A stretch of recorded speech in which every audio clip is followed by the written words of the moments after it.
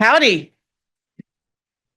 As Terry said, my name is Angela Hudson. I'm the head of the history department and professor in history. I've been here for 18 years. I'm really happy to be with you today. I'm joined by our director of undergraduate studies, Dr. Huyen Kim, and our amazing superstar academic advisor, Adriana Rodriguez.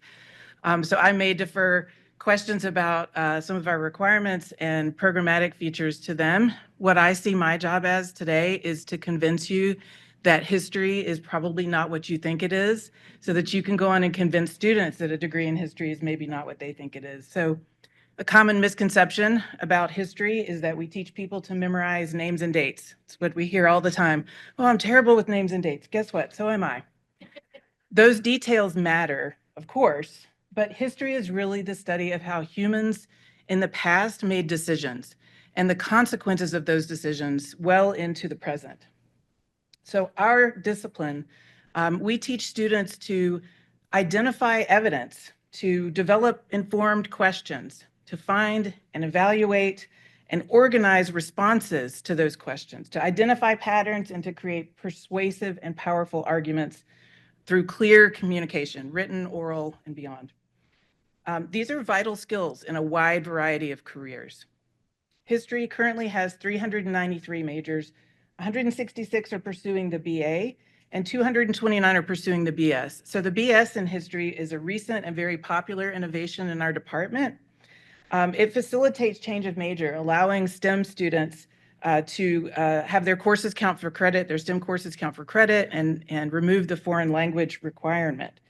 We also welcome significant numbers of students who are switching to history from TAP and general studies, blend team and general engineering, as well as physics, sports management, and political science, to name just a few. So we're sort of a discovery major as well. Although many students already know that they love history, they maybe just didn't start on that path when they come to A&M.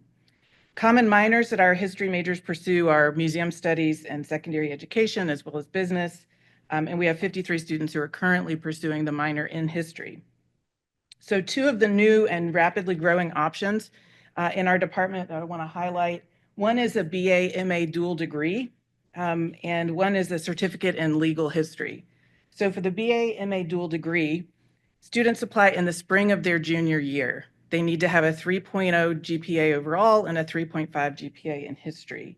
Upon graduation, they're very well prepared for admission into further graduate programs, but they're also going to be very competitive for professions that really prefer an MA upon hire. The other feature I want to highlight is the legal history certificate. A majority of the students pursuing the legal history certificate are planning on careers in law, but not all of them, right? A lot of them are going to go to law school. There are other pathways at A&M for students who are interested in a career in the law, and I'm sure you're going to hear, if you haven't already heard, about some of those pathways. But I'm here to tell you that history is the best department to train students for a career in the law, because we not only train students how to argue persuasively in written and oral forms, but how to use evidence to do so.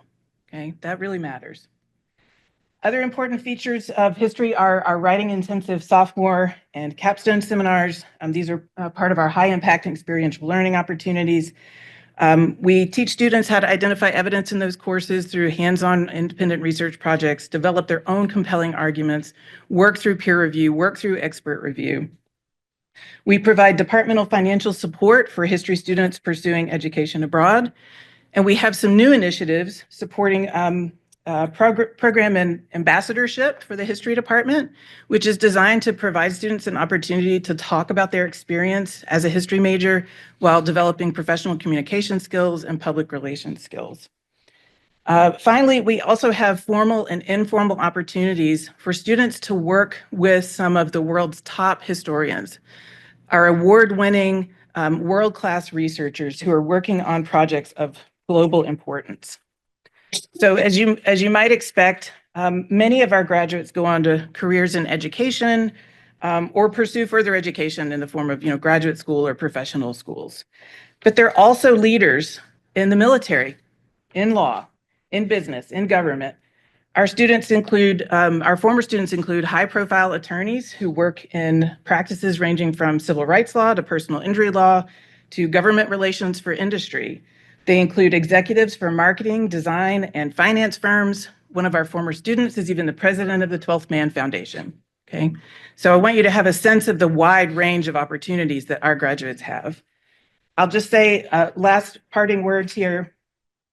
Many students might come to you switching majors, wanting to switch majors. They may say, I'm interested in human behavior. So they could go to psychology. Psychology already has a lot of students. We want more. And there are few experts who are as well trained as historians are in studying human behavior over the long term, right? You may have students interested in government and policy, and so they want to switch or start in poli-sci. But if you want compassionate and effective legislators, you need to send them to the history department so they understand the human impact of law and policy through time and the context that form those. Thank you, Dr. Hudson. I wanted to allow a moment Yep. for questions if we have any. One way in the back. Raise. I'll just repeat.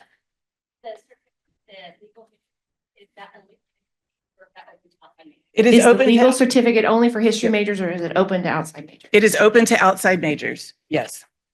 We have several experts in the department who specialize in legal history, and we have a suite of courses. I mean, students who are interested in careers in the law can pursue that even without doing the legal history certificate. But yes, it's open to non-majors as well.